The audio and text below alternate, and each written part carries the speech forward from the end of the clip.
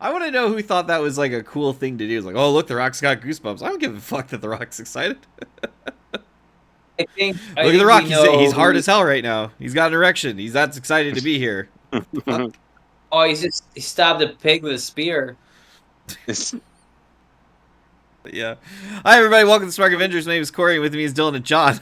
That one's gonna be hard to explain. It will be really difficult to explain. Um. Oh boy. How's it going, guys? Good. Good. yeah, not bad, not bad. All right. Well, folks, we're going to get right into it. For about a year and a half now, probably getting, well, we're not there yet. We're probably closer to a year and a half than not. We have been doing kind of deep dive episodes on various members of the X-Men continuity. We started with Beast and we worked our way all through the original 5. Then we did Magneto and Charles Xavier, so we're at 7. So we kind of had this idea of like, all right, well, let's just keep the train rolling, you know? And part of that was let's take a look at what characters came in after, you know, like in order of appearance. And we realized there was maybe a slight problem with that because in the early 1960s, when the X-Men book first came out, a lot of villains were kind of the villain of the week kind of motif, and some of these villains, I don't think we could base a whole episode around them. You know? They weren't very good. No. Nope. So instead, what we decided to do is we're going to take the next 4 villains that appeared in the X-Men world and we're going to lump them all together because that's how they were introduced as essentially part of the Brotherhood of Evil Mutants. I think Vanisher was individual though, right? Yeah, Okay. he debuted all on his own. Well, and Blob did as well, to be fair. Oh. Well, we'll get to that. We'll get to Yeah, that. we'll get to that. So we're going to be breaking down and reviewing Vanisher, the Blob, hmm Mastermind, and Toad. And kind of depending on where this goes, this could very easily be a two-parter. However, as we were doing our research, maybe not a two-parter. We'll see when we get there. So the way this worked is John and I took the 4 and we separated them. So John took 2, I took 2, and I guess order of operations would indicate that we're going to start off with the Vanisher. Is that correct? Yes, he debuted in X-Men #2, so I feel like he should be the first we talk about. Okay. Dylan, any Um, questions before we get so, started? Yes. Who are the X-Men? All right. Well, don't worry about it. yeah, it's Okay. not gonna come up. Sweet. Thank God. Thank God. Woo. All right, John, take it from there. Okie doke. So the Take it- Vanisher, his real name is Telford Porter. Which, obviously really important information. Telford is in Uh, Well, I mean, it is if you want someone whose nickname is Telly, and then his surname is Porter, and then his powers Let me guess. uses the He dark can dimension eat. to teleport. Oh, okay, I was gonna say maybe he was like Matter Eater lad and could just consume anything he wanted. just eats hot dogs all day. He just eats hot dogs. Yeah. His special Eat the hot ability: dog. never-ending gullet for hot dogs. Well, dude, if you guys had kids, would you call your son Telford? I mean, if I knew he was going to be a mutant with specific powers that had to do with teleporting, then maybe I would. But you wouldn't until he was 13. Yeah. Wouldn't know. Unless So- his parents were mutants and they could see the future. That is a very good argument. There you go. Oh, you got me. So yeah, he debuted in X-Men #2, and like I say, his powers is teleportation based, where he can teleport himself and others via the Dark Force dimension. In his debut, he kind of stole some top secret government plans and tried extorting them with the government for like $10 million to get the plans back, but then like the X-Men showed up. I was gonna say the X-Men showed up and saved the day, but it was really Charles Xavier like mind wiping Vanisher that saved the day, which was kind of one of the like troubling examples of Xavier abusing his powers, I guess. But we talked about that in the Charles Xavier episode, so we don't need to do that again. We did. From there, Vanisher briefly joins a group called Factor 3 alongside Blob, Unus the Untouchable, Mastermind, and Changeling as well, who, basically became Morph in the animated series, and a fella by the name of Mutant Master. Yeah, definitely not 3 people, but, what's in a name? Who cares? And so they had plans for world domination. They were foiled. Well, I say they were foiled.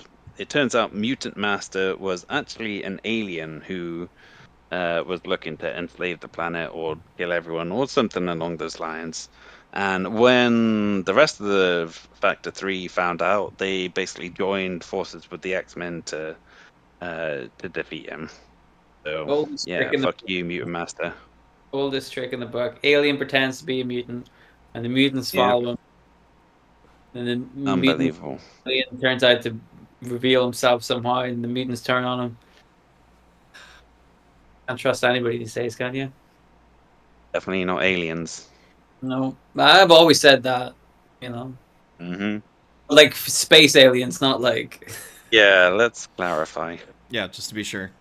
Uh, um, so Vanisher basically went missing for a long period of time until he was captured by Stephen Lang, who was like a government agent who basically took over the Sentinels program, and who I believe his mind ended up becoming like the basis for Mastermind as well.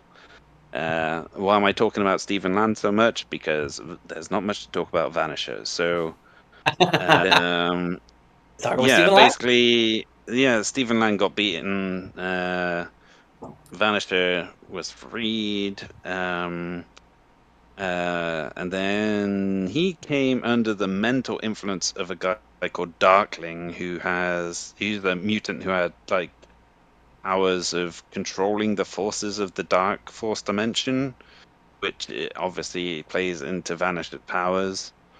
Um, Again, not much happened there. The New Warriors beat this Darkling guy. Vanisher was free. So he went and joined another new group, which was the New Enforcers, alongside Dragon Man, Dreadnought, Plant Man, and Super Adaptoid. I just want to point Wow. out how They were can they be now? As a fan of the Enforcers, where's Fancy Mhm. Dan?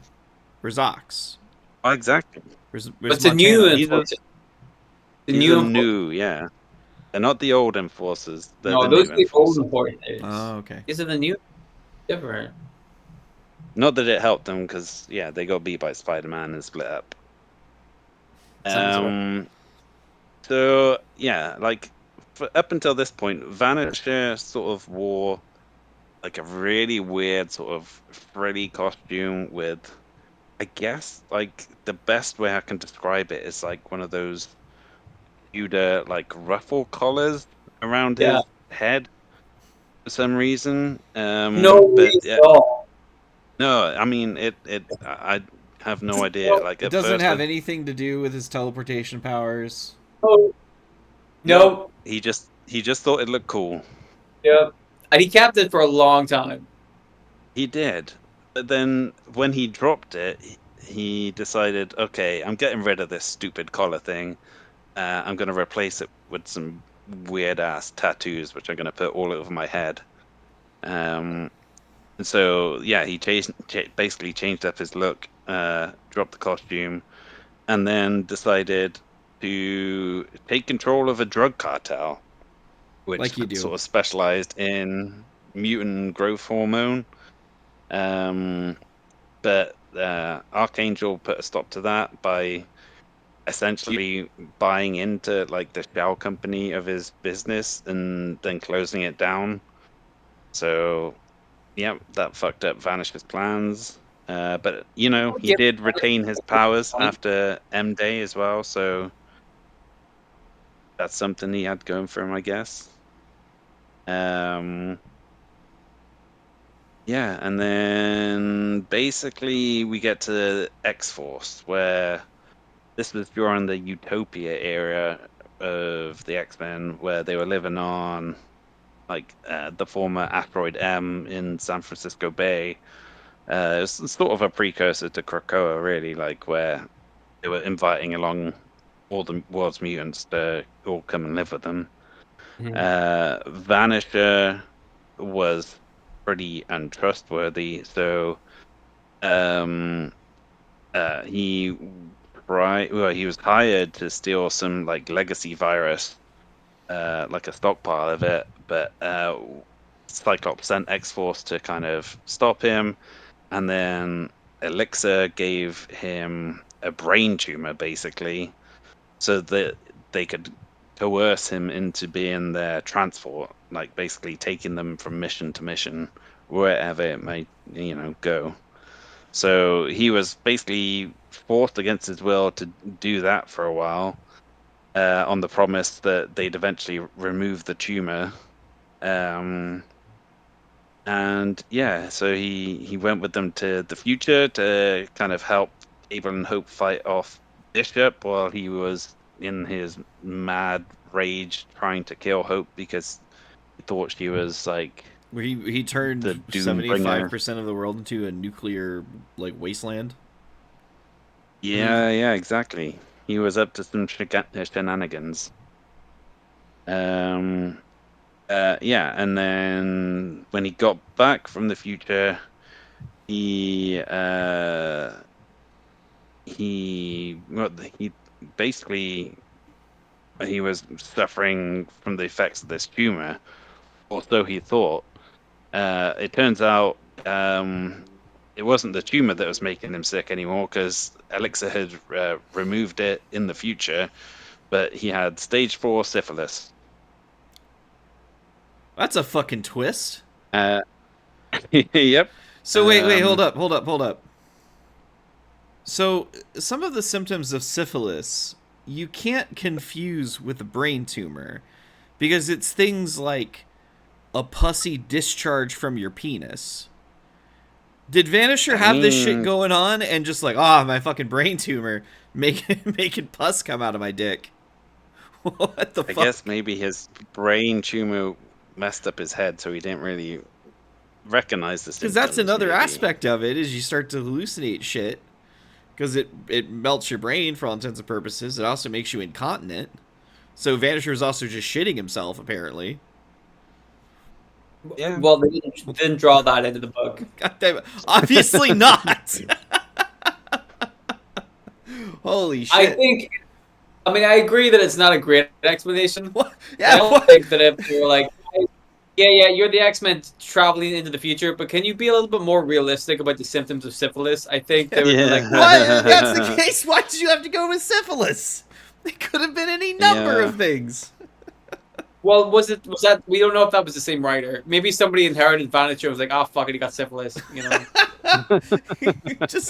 he's just walking around with a dirty dick. He's the Vanisher. He pops in and out. You know what I'm saying? Oh my gosh, Jesus Christ! Well, Elixir couldn't fix that. Anyway, we fixed your brain tumor. Don't worry about the syphilis. Elixir easily could have fixed that. He did. Okay. He did. Don't worry. What a dick move if he didn't. Well, I didn't do that. I just did the brain tumor. I'm not going to fix your mistakes. So yeah, Vanisher was cured, and then he briefly worked for Emma Frost's Hellfire Club, like working with Emma directly just to help get her around, I guess. But then was seemingly killed when this like general or commander of ONE, the Office of National Emergency, shot him with like a mutant cure serum that basically turned him into goo. Ugh. But I mean, syphilis cure shot into him. Yeah. He did get resurrected on Krakoa and became a member of Sword. Was And nobody kidnapped by the cared. Power Broker and implanted with a control chip. But like Rogue helped break him free. And he did die again, but like was brought back because it's Krakoa and there's like resurrection protocols. And yeah, so that's basically all Vanisher's done in the comics. Although he So did briefly appear in Deadpool 2 as well, yeah, he's played by played Brad by Pitt, right? Brad Pitt. Yeah. Yeah, I was about to say, for a guy who has the ability to go anywhere he wants, he seems to fall under someone else's control more often than not. Yeah, it's Yeah, yeah. That's not a just good look. unlucky. I will also say that I guess being played by Brad Pitt kind of balances out the fact that he is kind of a pitiful character in that sense. But I mean, for all intents and purposes, like the X-Men are really bad about like, well, we need a teleporter for this team, and like we'll just the mutant Uber essentially. We're just gonna have you around to teleport you because they treated Pixie pretty much the same way in certain team books where it's like, Hmm. well, we need a teleporter.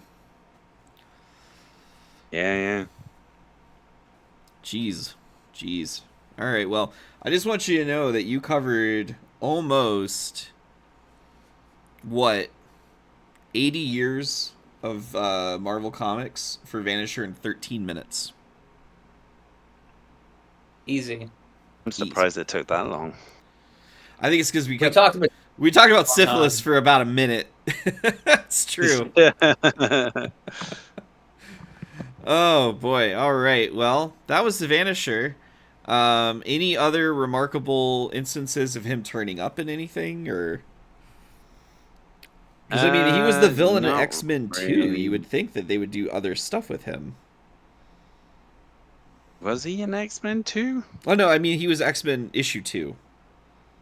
Oh, Oh, sorry. Yeah, yeah, yeah. I mean, yeah, but his powers are not that like impressive, I guess, in the grand scheme of things. And his look probably didn't help as well. yes. For the longest Everything. time, he looked Fucking lame. yeah. His outfit was stupid. His name was stupid. What he did with his powers was stupid. He always ended up being somebody else's bitch, which was stupid. Like Hmm.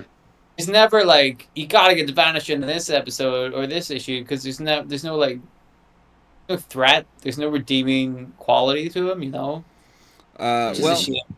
If he he could be a good guy, he did turn up is in Wolverine and the X-Men, the animated series, voiced by Stephen Blum. He makes a minor reoccurring appearance as a member of Professor X's future X-Men, while the present version makes a cameo appearance in the episode Aces and Eights as a Genosian prisoner. So he shows up in a cartoon, and then he also appears in the Amazing Spider-Man Web of Fire as a member of the New Enforcers, and that is a side-scrolling action-adventure game that came out in 1996 for the Sega. which So Sega? it just Mega Drive? says 96. 96. It's got to be Mega Drive, yeah. Saturn was at 96. This is the most interesting part of talking about Vanisher. Yeah. He I showed. guess, but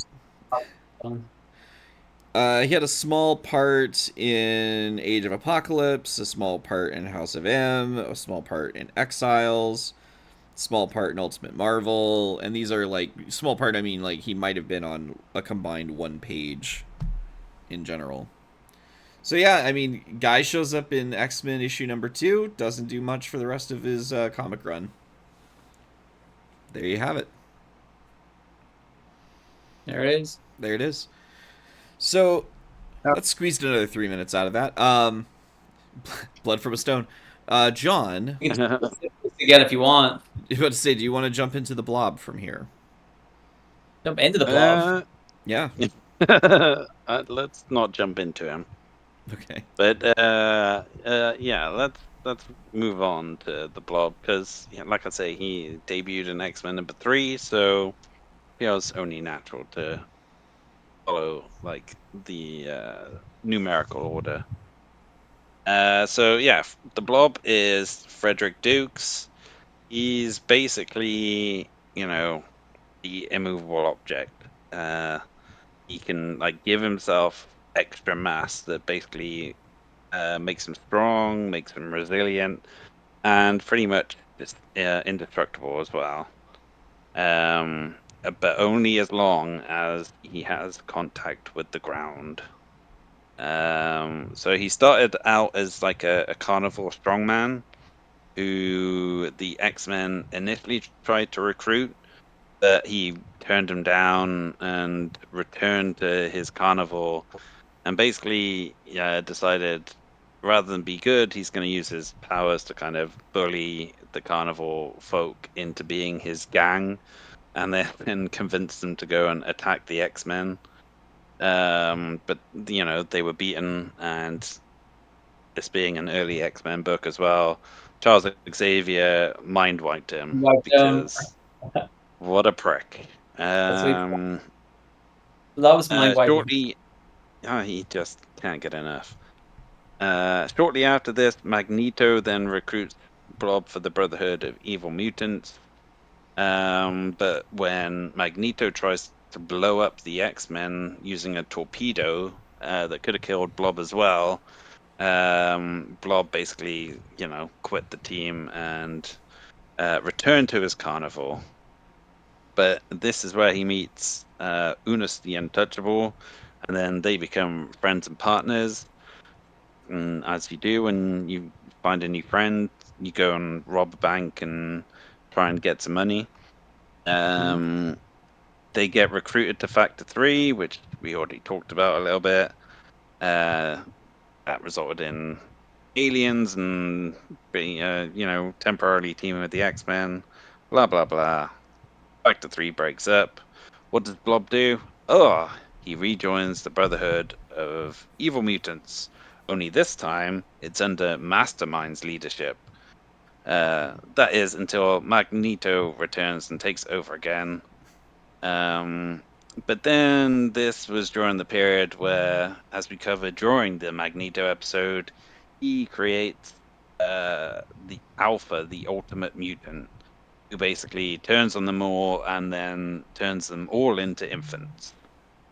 Yes. Uh, so that's the way they remain for a little while until Eric the Red shows up, restores Magneto, and then some of the like residual radiation also helps restore like Blob and the others as well. Yeah, that makes Uh, sense. Whatever. yeah, it's science. You can't argue Yeah, with science. yeah, good enough for me. Um, so what does Blob do now that he's an adult again? Why not rejoin another version of the Brotherhood of Mutants? Hmm. This time led by Mystique. Um, and also in the team, Destiny, Pyro, and Avalanche as well. Now, just a When they sort of start off. short aside, that to me Mhm. is the version of the Brotherhood of Evil Mutants I always think about because that was kind of the version that was in the animated series. Yeah. Yeah, That to me is like the iconic it's group. the classic lineup right there. They start off as villains until the government basically recruit them as Freedom Force, like a group basically hunting down mutants for the government. And that puts them into conflict with the X-Men and X Factor, and even the Avengers as well, because uh, I guess the government were just going after any super powered beings at that point. And they do this for a good number of years until like a mission in Kuwait goes badly and the government kind of cuts their losses and the group breaks up. So what does Blob do now? He joins another version of the Brotherhood of Evil Mutants, this time led by Toad. Um, and we also have Pyro and a guy called Fantasia in the group that I've never heard of him and don't remember him at all. Fantasia, was he So not the wrestling magician? that Oh, is who I don't I know. thought it was, but this is Fantasia spelt with a Z instead of an S. So maybe it's, I don't know, a different version. Well, I I am don't looking know. forward to the episode where we break down Fantasia, and I'm sure we'll make a multi-parter out of that one. uh, Basically, this Brotherhood doesn't go well either. So it breaks up, and what does Blob do now? He joins another version of the Brotherhood of Evil Mutants. This time it's Mystique leading the group again, and they attempt to kill Senator Kelly, but they're, you know, stopped from doing so by the X-Men. Um, and then the group breaks up. And so what does Blob do now? I think you Okay. can guess. He joins another version of the Brotherhood of Evil Mutants, this time led by Exodus. Uh, Only Exodus is like, hang on, you are the biggest fucking loser in all of mutantdom. There's a common You're not joining our denominator with group. all these failed teams, Blob, and I think it's you. Absolutely. So yeah, he basically rejects him for being useless. Um, and then we get to M Day, where Blob is one of the many, many mutants who loses his powers, which causes his him physically to shrink, except for his skin, which becomes all like a saggy mess, basically. Yeah. It's so bad that he can't even kill himself because of like the thick skin folds. So yeah, needless to say, Blob is pretty depressed when this happens, and joins a group that isn't the Brotherhood of Evil Mutants, but it's made up of ex-mutants called X-Cell, alongside such luminaries as Elijah Cross, Callisto, Fatale, Reaper, Abyss, and Marrow. Um, but Mm. yeah, basically it's another shit show, and they get beat by, of all people, Richter and Multiple Man. So Of all things people, aren't come going so well. on. I mean, it's not exactly the A-list, let's put it that way. After this, he briefly becomes a successful weight loss guru in Japan, because I guess he's had some surgery to kind of staple back some of the skin and stuff. The problem with that, Um, like, he can't really be a weight loss guru because they're like, "What's your secret?" And he's like, "I don't fucking know. One day I woke up and fat left. yeah, yeah. That's some not gonna work for everyone. some Take my psychotic money." So woman, some psychotic woman it, said a sentence, and all of a sudden, a lot of my friends don't have their powers anymore. Yeah, you think? well, either way, he, I guess, didn't really take to that success and decided he wanted to go back to being a mutant again. So he initially starts working with Mystique, who supplies him with some MGH, which was extracted from Dazzler, which kind of gives him his powers back. Um, but then he gets abducted by Miss Sinister, who uses this power bestowing virus known as the Mother Vine to like experiment on him, which briefly gives him like a secondary mutation that allows him to stretch his body. But in a weird kind of coincidence, well, you know, we had Vanisher turn into goo briefly, but the Blob basically loses control of his secondary mutation and melts into a literal blob. Uh, Before managing to reconstitute himself. Um, and then yeah, like you, I can't even remember if this was before we started recording or not, but Blob basically ends up in the Age of X-Men, I think it is, Yeah, this is before we recorded. where he becomes like a cop in this alternate universe. And and has a relationship with Betsy Braddock. But then, like, everything gets returned to normal, and Krakoa starts, and Blob leaves behind his villainous ways to basically become the bartender at the Green Lagoon, which is like the big bar on Krakoa. And that is pretty much, I guess, like his entire run up until most recently. Yeah, and I can fill in that gap just because he's shown up in a couple of the books that I've been currently reading.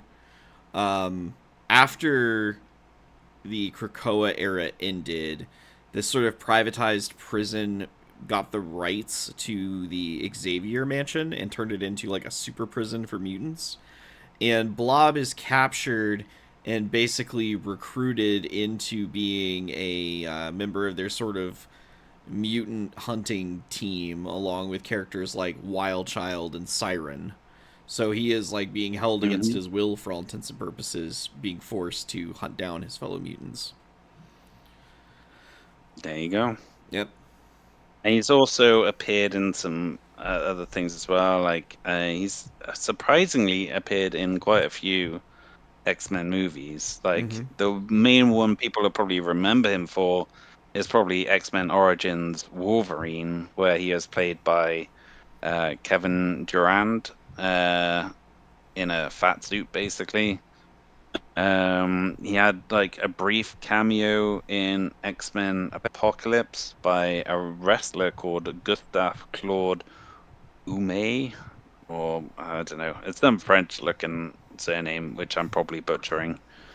And then in Deadpool and Wolverine, in like the Wasteland, there he basically again pairs as like sort of a background cameo. This time by another wrestler, a guy called Mike Waters, who is one half of the UK Pitbulls. And yeah, that's basically it. So I'll hit you with the video game appearances. Blob was a recurring boss in X Men. He then appeared in X Men: Reign of Apocalypse. He was in a cameo, sort of stage level for X Men: Mutant Academy 2. He was an unlockable character in X Men: Next Dimension. He was a boss in X Men Legends. He made a cameo appearance in X Men Legends 2: Rise of Apocalypse. He was in the X Men Origins Wolverine tie in game as a boss. He appeared as a boss in Marvel Avengers Alliance. He was in Marvel Heroes. He was in Lego Marvel Superheroes. He was in Pinball FX2 on the X Men table. He is a playable character in Marvel Puzzle Quest and appears in Marvel Snap. He has also had multiple animated series appearances. Spider-Man and His Amazing Friends, X-Men: Pride of the X-Men, which we watched in one of our previous episodes as part of a watch-along. X-Men, the animated series, where we were kind of speaking of him originally. A teenage version of the character showed up in X-Men Evolution, and he was also in Wolverine and the X-Men as well. So, Blob is a character who gets a lot of use, despite not really doing anything with him. And probably just because he's very easily identified. I mean, he looks Yeah. unique. His powers are unlike anyone else. He's a bully character. Yeah. John, did you learn anything new and exciting about the Blob in your research? Not really.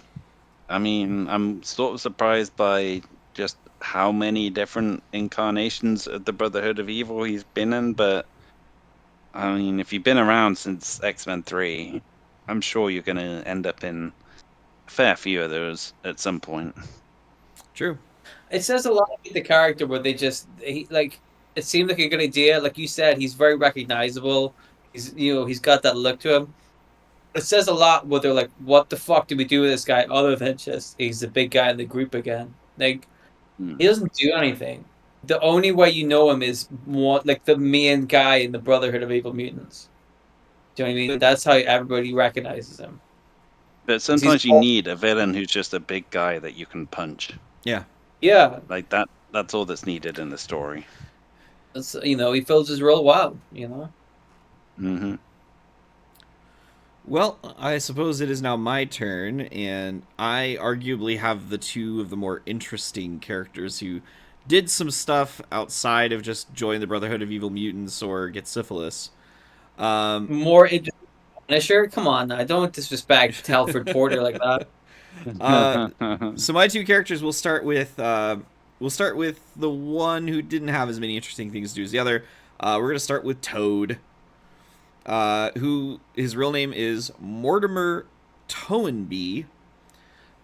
He was born less than handsome. His parents abandoned him almost immediately, where he lived in an orphanage for several years, where he dealt with children being cruel and teasing and tormenting him on the account of his ugliness and misshapen body. Despite his intelligence, he apparently had extreme shyness and a slight learning disability, which made many believe that he was slow. So he dropped out of the orphanage prematurely, opting to live on the streets and fend for himself rather than face abuse. The constant fear and hatred exhibited by everyone he knew caused him to develop a severe inferiority complex. This caused Mortimer early on to show absolute devotion to anyone who shows him the slightest amount of affection or respect. So this is our precursor that led him to X-Men number 4, where he debuted as a member of Magneto's original Brotherhood of Evil Mutants alongside Mastermind, Quicksilver, and Scarlet Witch. Toad, the early Brotherhood of Evil Mutants did not get along very well. Almost all of it was centered around the fact that everybody wanted to get with Scarlet Witch, and her brother was not crazy about that. So Toad was not immune to that. He incurred a lot of hostility with Quicksilver because of his affections towards Wanda.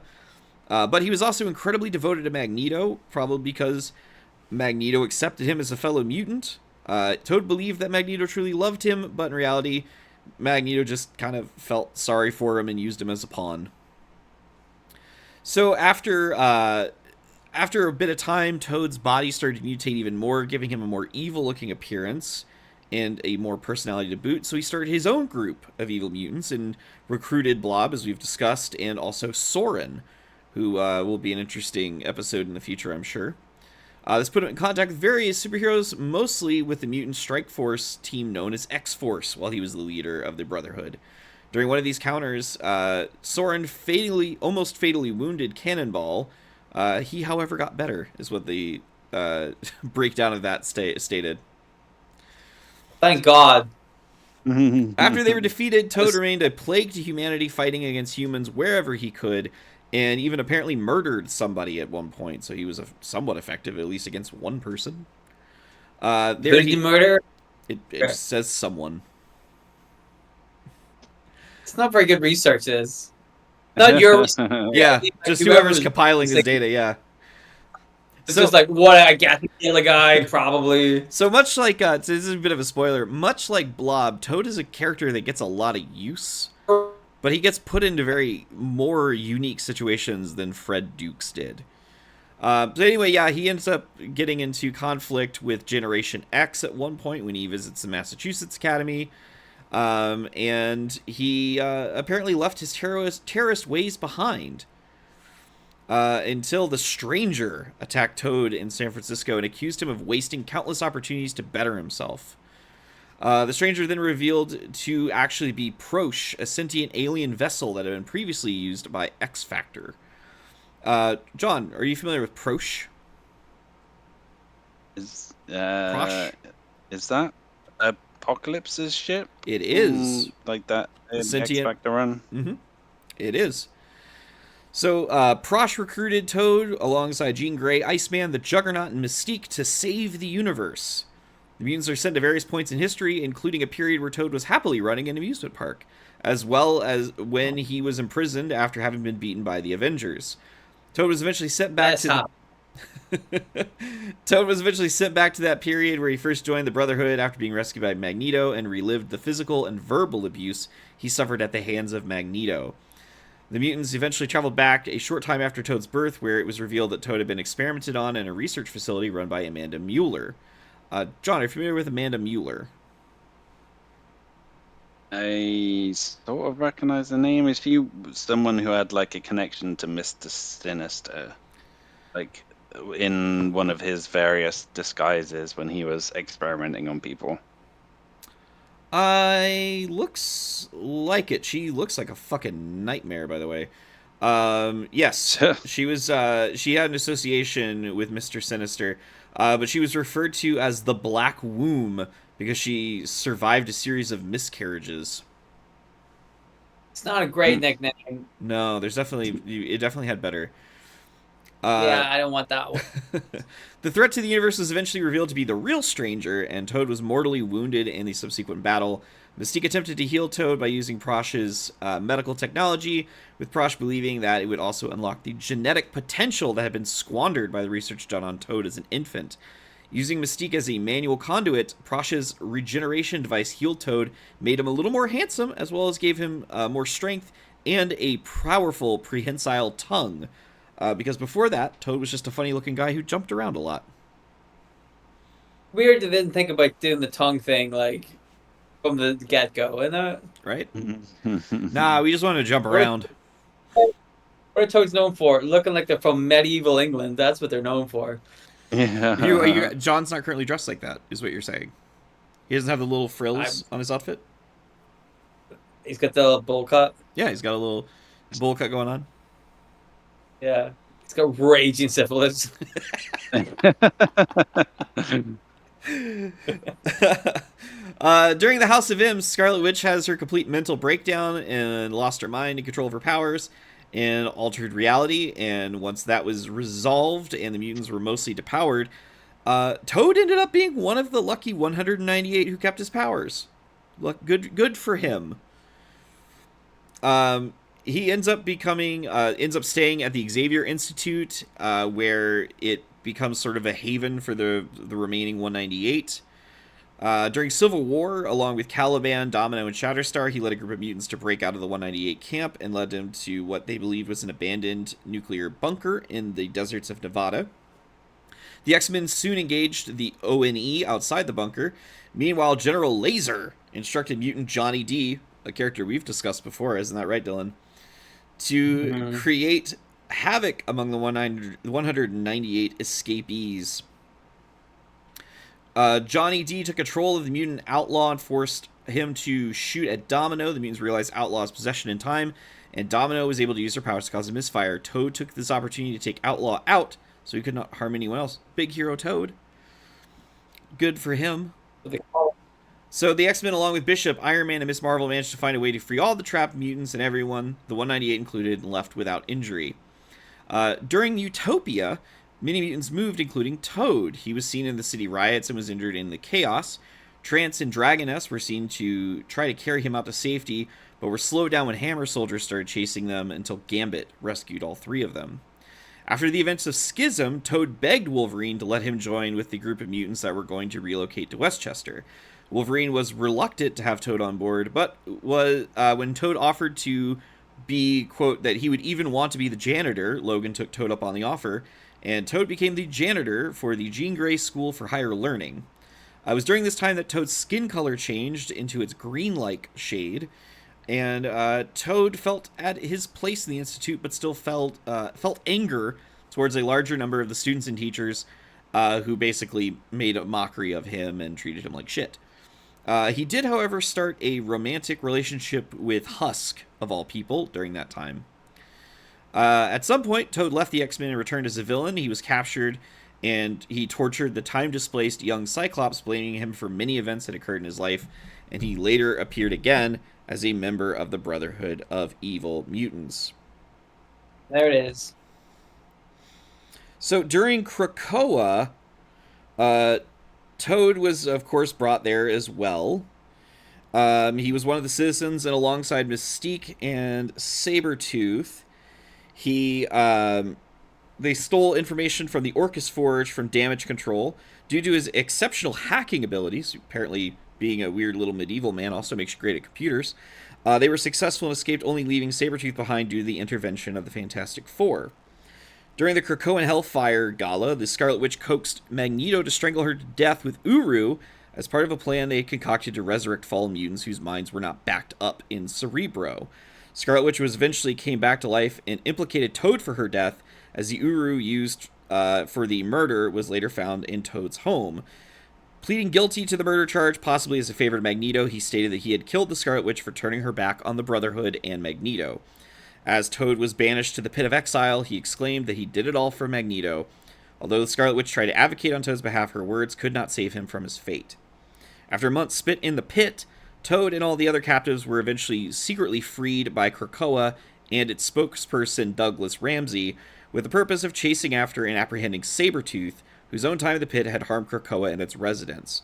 Using a ship operated by Madison Jeffries' techno-kinetic abilities, this makeshift team called themselves the Exiles. Despite their objective of apprehending Sabretooth, the Exiles ended up reluctantly working with him to fight against Orcus. However, the alliance was short-lived, with Sabretooth betraying the Exiles and building an army of multiversal duplicates of himself. During Sabretooth's assault on Wolverine and the X-Force, the Exiles would get the drop on Victor. This led to Toad losing his life, though, at the hands of Sabretooth. So, as of right now, Toad is dead. Oh, what a shame. Yep. Oh, At least it was Sabretooth that killed him and not the syphilis. not the civil. So, obviously everybody remembers Toad from the 2000 X-Men movie where he's played by Ray Park. He had a unique little look and everything, but I think most people remember Halle Berry's terrible line of what happens when a Toad gets struck by lightning, the same as everything else, which is implied he is killed by that.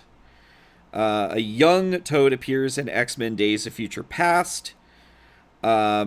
He's a former soldier that finds work in a diner.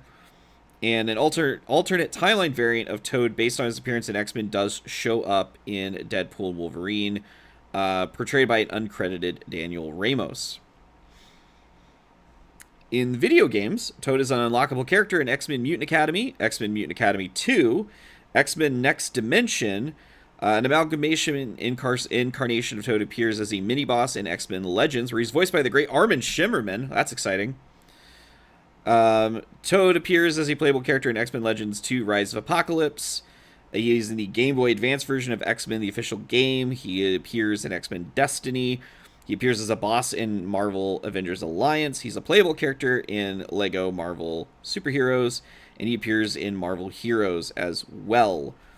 And then, of course, the animated series, he shows up in Spider-Man and His Amazing Friends, X-Men, Pride of the X-Men, X-Men, the animated series. A young version of him appears as a regular character in X-Men Evolution. He's in Wolverine in the X-Men, and he also has a part in the Superhero Super Squad as a member of Doctor Doom's Lethal Legion. So, again, Toad is a character that shows up a lot. Probably just due to how unique he is. Not bad for a guy whose power for the longest time was just being able to jump high. That's true. Being a weird boy. Being a really weird looking kid. Yep.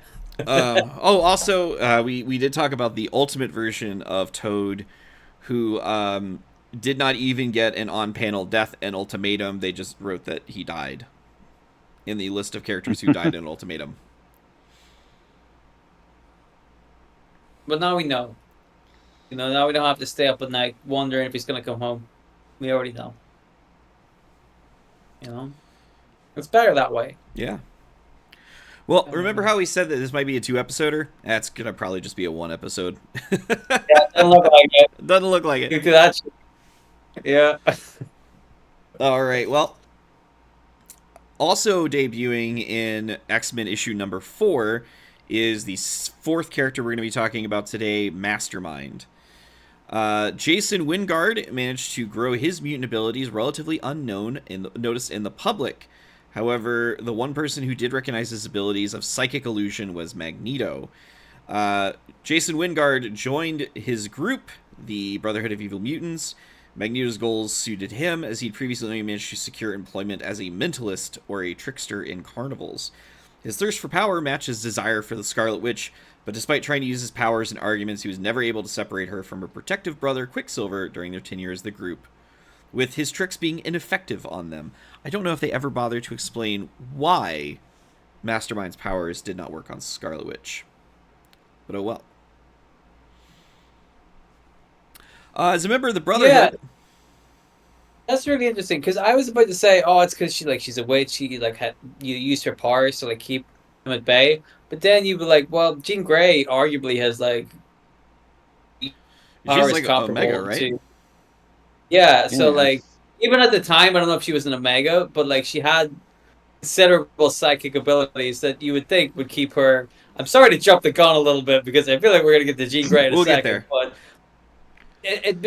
I don't know why Jean Grey would be susceptible to Mastermind's powers and the Scarlet Witch wouldn't be. Like that's Maybe it's very. because Jean Grey was possessed by some other worldly being. She wasn't all there. Yeah. Well, and also, Yeah. Right. isn't this like not Jean Grey, but a copy of Jean Grey? Uh, Complicated. yeah. Yeah. When did Was the Phoenix make a copy of Jean Grey? Is going to be the question. after the When the spaceship landed in the Hudson Bay or whatever it was, Okay, so that Yes. Jean was was in like a little egg thing in the bottom of the bay, and then what Yeah, came she was out of the bay was the Phoenix. so yes. it wasn't Jean Grey that got. We'll get to it. We'll get to it. Yeah.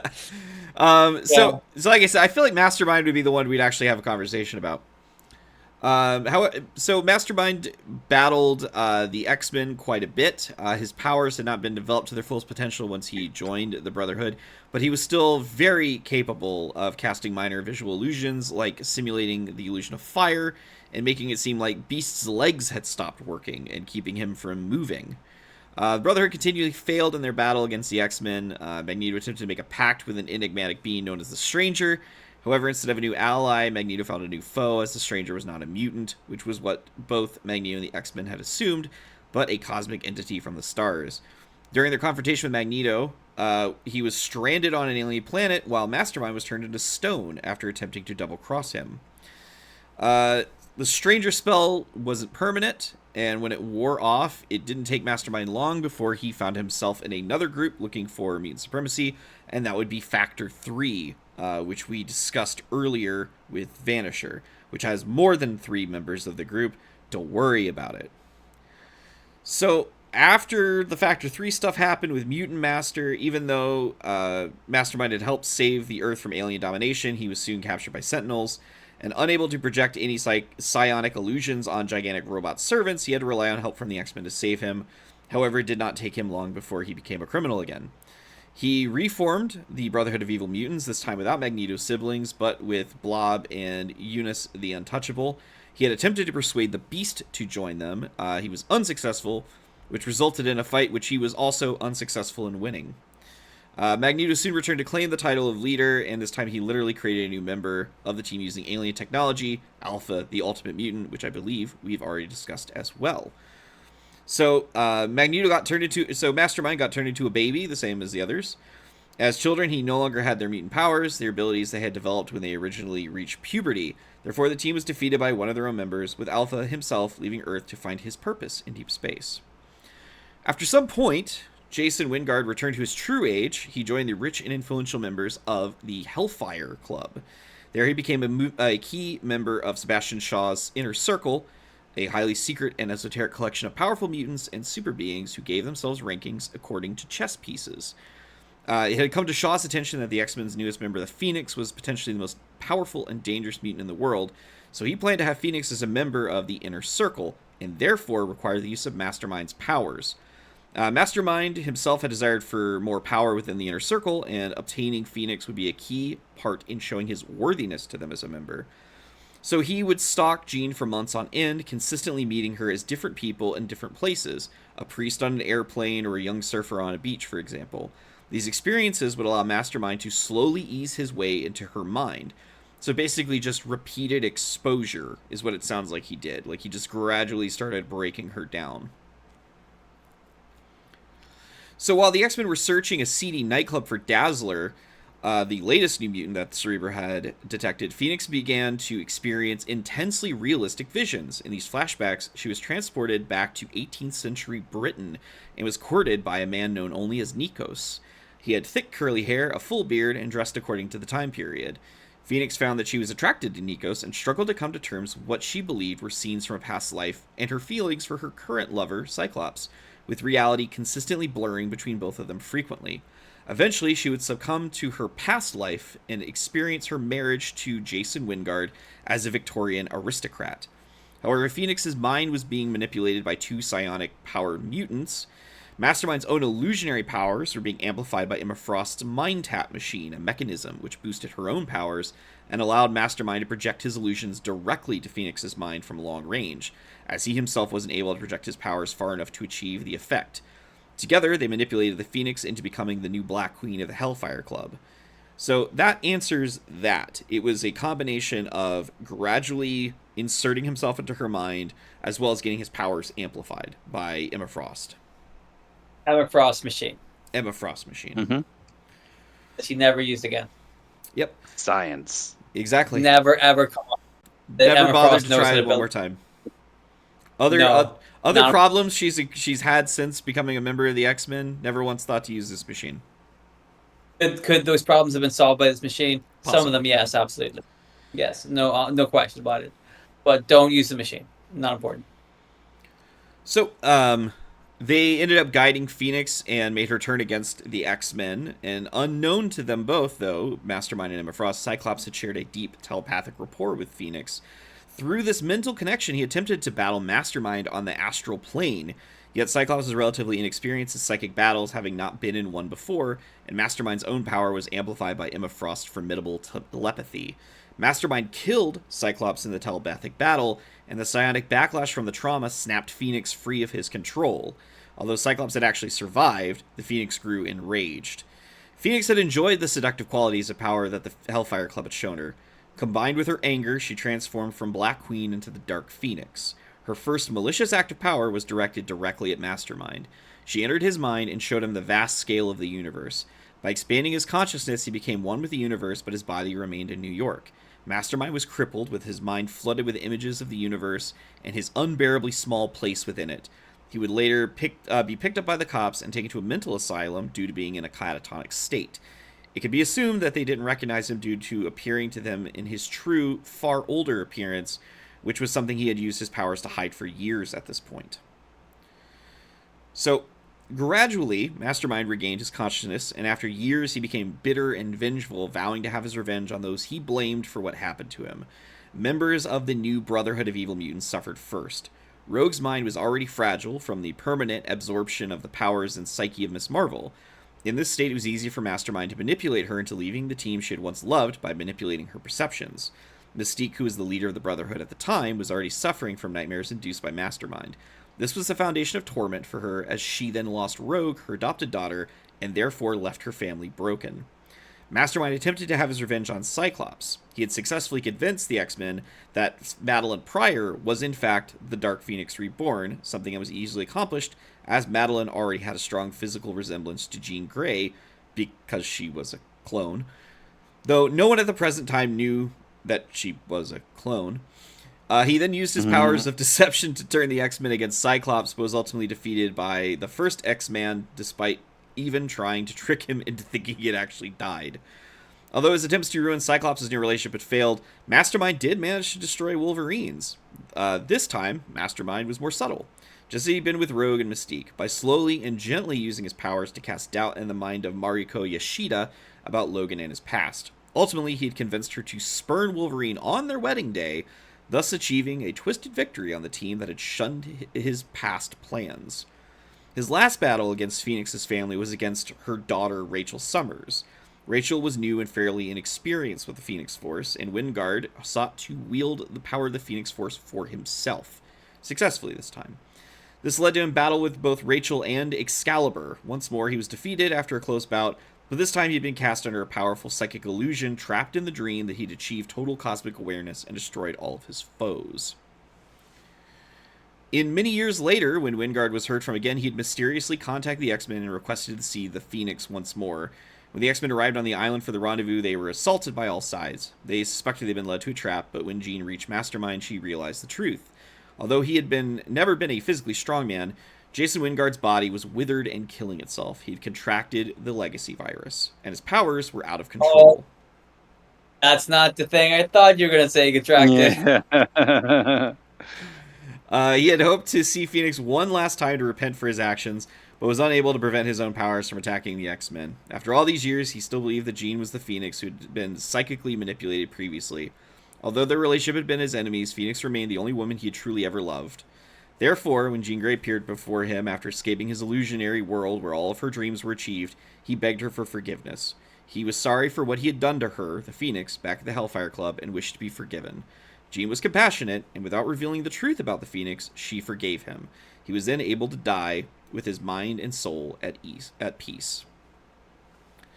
So, Mastermind showed up in a series of flashbacks and memories and such, but it wasn't really him. The role of Mastermind was picked up by children that he had, including Martinique Jason and Reagan Wingard. Also, he had I believe Pixie is his kid. Is that correct? Oh, really? Yes, Is it? Mastermind had an intimate relationship with Miss Gwyn, who gave birth and raised Pixie of the New X-Men, showing in her powers, which are partly illusion-based. So, Jason Wow. Wingard is Pixie's dad, I suppose. Um, It's so, a of, wrong. so of course, Krakoa being Krakoa, Mastermind was resurrected. And as part of his resurrection, he ended up becoming, well, first off, he ended up being recruited to assist the team of X-Corps. X-Corps was a branch of Krakoa that was dealing with the business side of their miracle drug that they were growing through all their various little Krakoa flowers and whatnot. So he basically helped them work with security and ward off Fenris. Then later on, he ended up forming a partnership with Mr. Sinister and was able to basically trick the Hellions into thinking they had won. And I think that was the last time anyone has seen Mastermind. So, Mastermind is kind of in X-Men 2.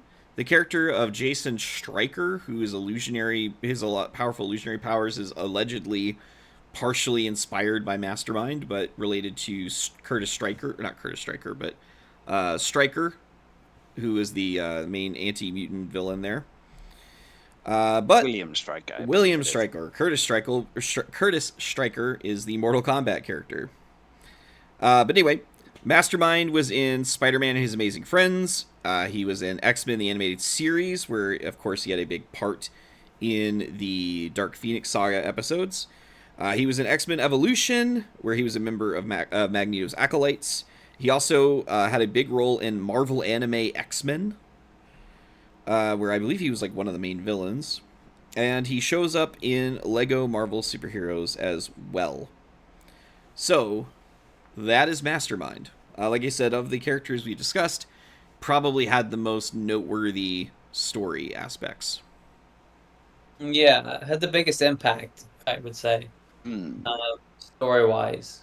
You know. Yeah. I mean, no Mastermind, no Dark Phoenix. Yeah, but no Toad, then there would be no thing where the Toad, his skin turns green. Yep. So Who would be the janitor in the Jean Grey School of Higher Learning? some fucking prick. Who knows? Who would take the Yeah. fall Maybe for murdering Mastermind. Scarlet Witch? Or that other There you guy go. they killed that That we'll other never guy. talk about. I will say Hmm. that is awful. That is such a Magneto dick thing to do. We're like, we need to kill Wanda so that we can bring her back, and that will restore Cerebro for some reason.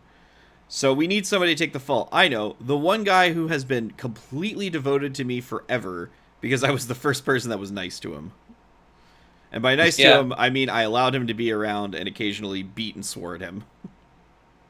Mhm. He had it coming. Sure. So He looked. I mean, a haircut like that, he had it coming. it was the 90s. Everybody had a bowl cut, except it was the 1960s. It wasn't. Yeah, It wasn't the 90s. it wasn't. No. So, if there are no more thoughts on our dive into some of the first X-Men villains, aside from Magneto, John, what's your movie count out for the year? Oh, I am up to 667. Ah, one short. Why did you have to watch another movie? I mean, I had to kill some time earlier Yes. today, so One short. well, one over. 67? Oh, well, yeah. I thought he was yeah, 667. So he's one over, not one short.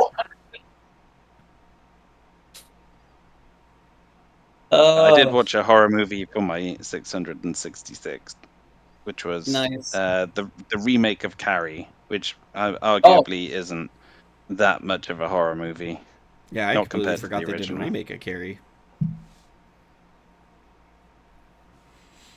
It's not as good. Well, if they shame. want your what was your 667 movie?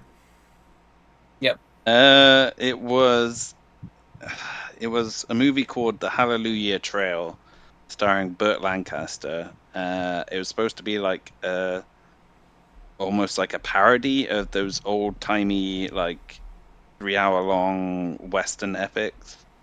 But instead of being funny and like leaning into the joke, it was basically like a poor version of the real thing. So it was very much a slog to sit through. Well, That's a shame. if they want to Yeah, get your more instant in-depth regret. thoughts on the Hallelujah Trail, where can they go? They can go to Letterboxd, where I am at Big John Bowski, all one word.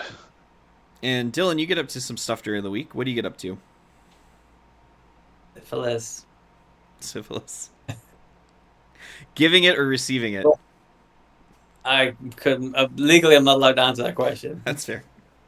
The court case A is lot of in NDA. process. Oh, it's very, very litigious. But other than that, that's Great segue. another, that's another one for the compilation. um, Other than that, I do a radio show. It's every Monday night, 9 o'clock to 11 o'clock UK time.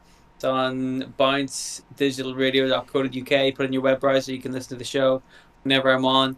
It's really good. We play all sorts of music and do a little bit of banter and stuff. That's every Monday. And then during the rest of the week, sometimes I stream on Twitch at Spooky LaRue, where I draw pictures of mice and other stuff as well. So that's what I do. There you go. And there will be links in the description for both John's Letterboxd and also for Dylan's Twitch and the radio station that he performs. Would you say you perform on the radio? Some Host? kind of performance, I suppose. Yeah, Yeah, I do host a show. Yeah. host. There we go. Whatever appropriate Yeah. verb. And as for me, I have my other show, which is Large Old Cup. I'm also potentially working on some new stuff. When I solidify what that is, I'll let you guys know what that is. But until then, we're going to go for now and, do some other stuff. So until then, goodbye.